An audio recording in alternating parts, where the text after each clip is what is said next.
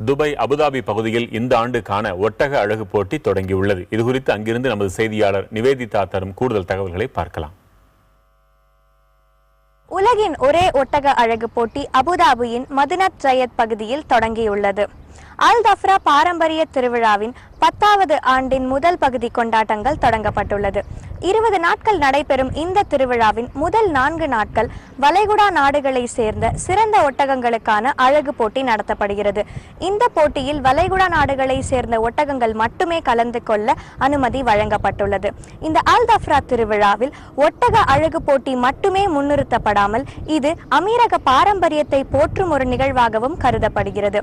இந்த ஆண்டு ஒட்டக அழகு போட்டியில் 25,000க்கும் மேற்பட்ட ஒட்டகங்கள் கலந்து கொள்ளும் என்று எதிர்பார்க்கப்படுகிறது.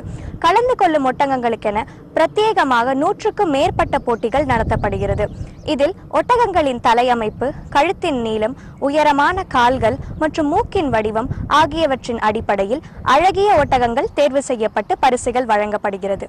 அது மட்டும் இன்றி ஒமான் நாட்டை சேர்ந்த தங்க நிற ஒட்டகங்களும் சவுதி நாட்டை சேர்ந்த கருப்பு நிற ஒட்டகங்களும் இந்த ஆண்டு அழகு போட்டியின் சிறப்பம்சமாக கருதப்படுகிறது.